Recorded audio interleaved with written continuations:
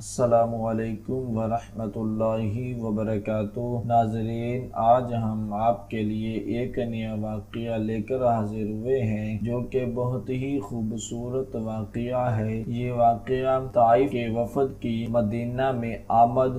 جب یہ لوگ وادی قینات سے گزر کر مدینہ منورہ کے نزدیک پہنچے تو ان کی ملاقات مغیرہ رضی اللہ تعالی عنہ بن شعبہ سے ہوئی، جو اپنی باری میں صحابہ رضی اللہ تعالی عنہ کے اونٹ چرا رہے تھے۔ وہ اپنے اونٹ ان کے پاس چھوڑ کر مدینہ کی طرف دوڑے تاکہ ان کی آمد کی خوشخبری حضرت محمد صلی اللہ تعالی علیہ وسلم کو پہنچائیں۔ راستہ میں ان کو ابو بکر صدیق رضی اللہ تعالی عنہ ملے تو انہوں نے بتایا کہ ثقیف کا وفد حضرت محمد صلی اللہ تعالی علیہ وسلم سے اسلام پر بیعت کرنے اور اپنے ملک، اپنی قوم اور ان کے مال و اسباب کے تحفظ کے لیے کچھ شرائط لکھوانے کے لیے آیا ہے۔ ابو بکر صدیق رضی اللہ تعالی عنہ بولے، خدا کے لیے جلدی نہ کریں، رسول اللہ صلی اللہ تعالی علیہ وسلم تک یہ خبر پہنچانے کا مجھے موقع دیں۔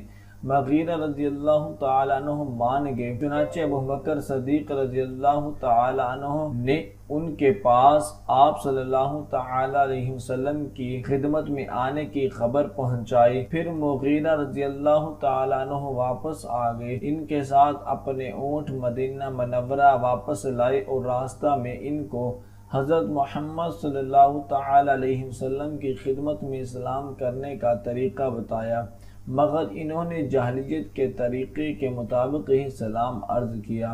حضرت محمد صلی اللہ تعالی علیہ وسلم نے ان کے رہنے کے لیے مسجد کے ایک کونے میں خیمہ لگوا دیا۔ صلح کا عہد نامہ لکھوانے تک خالد رضی اللہ تعالی عنہ بن سعید بن عاص نے آپ صلی اللہ تعالی علیہ وسلم کے اور ان کے درمیان سفارت کا فریضہ انجام دیا اور معاہدہ طے کر پانے کے بعد انہوں نے ہی یہ عہد نامہ اپنے ہاتھ سے لکھا۔ اپنے اسلام لانے اور معاہدہ تحریر ہونے تک رسول اللہ صلی اللہ تعالی علیہ وسلم کے گھر سے آیا ہوا کھانا یہ لوگ اس وقت تک نہیں کھاتے تھے جب تک خالد رضی اللہ تعالی عنہ بن سعید نہیں کھاتے تھے۔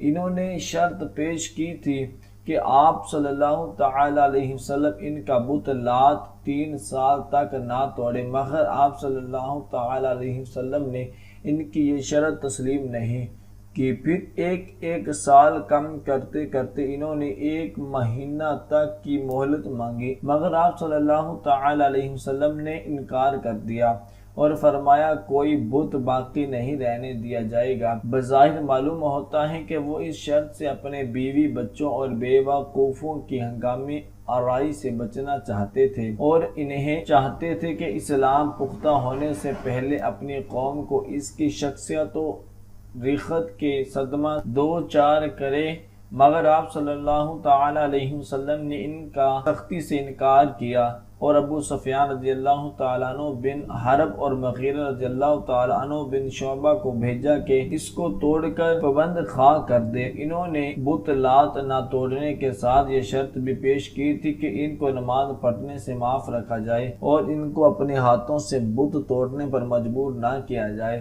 آپ صلی اللہ تعالی علیہ وسلم نے فرمایا تمہارا اپنے ہاتھوں سے بت نہ توڑنے کا مطالبہ تو پورا ہو سکتا ہے، ہم دوسرے لوگوں سے تڑوا دیں گے، لیکن نماز سے معافی کا تو سوال ہی پیدا نہیں ہوتا، کیونکہ جس دین میں نماز نہیں اس دین میں کوئی خوبی نہیں۔ اس پر وہ بولے اے محمد صلی اللہ تعالی علیہ وسلم، اگرچہ یہ دنات ہیں مگر ہم اسے قبول کرتے ہیں۔ جب وہ حلقہ بگوش اسلام ہوں گے اور عہد نامہ لکھا گیا تو آپ صلی اللہ تعالی علیہ وسلم نے عثمان بن ابی العاص کو ان پر امیر مقرر کیا۔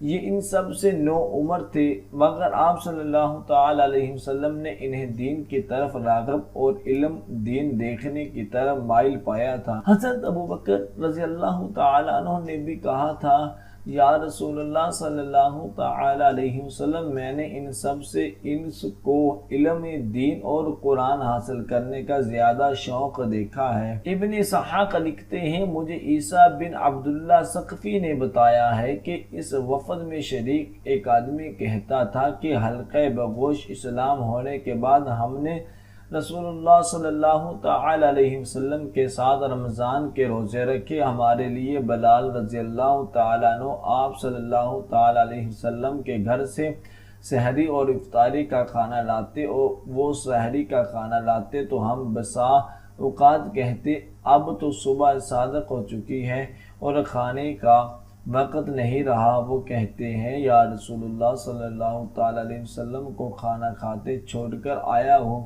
کیونکہ آپ صلی اللہ تعالی علیہ وسلم سحری آخر وقت میں تناول فرمایا کرتے تھے۔ اسی طرح وہ افطاری لاتے تو ہم کہتے ابھی تک تو سورج پوری طرح غروب نہیں ہوا۔ وہ کہتے ہیں، رسول اللہ صلی اللہ تعالی علیہ وسلم کے روزہ افطار کرنے کے بعد کھانا لایا ہوں، پھر وہ پیالے سے کھانا شروع کر دیتے اور ہم بھی روزہ افطار کرتے۔ ابن اسحاق کہتے ہیں، عثمان رضی اللہ تعالیٰ عنہ بن ابی العاص کہا کرتے تھے، جب آپ صلی اللہ تعالیٰ علیہ وسلم نے مجھے میرے قبیلے ثقیف پر امیر مقرر کر کے بھیجا تو آخر میں مجھے وصیت فرمائی کہ عثمان نماز میں تخفیف ملحوظ رکھنا، نماز پڑھاتے وقت کمزور لوگوں کا خیال رکھنا، کیونکہ ان میں بوڑھے، بچے، کمزور اور حاجت مند سب ہی قسم کے لوگ ہوتے ہیں۔ دعا ہے کہ اللہ تبارک و تعالی ہم سب کو ان کلمات پر عمل کرنے کی توفیق عطا فرمائے۔ آمین۔ صدق اللہ۔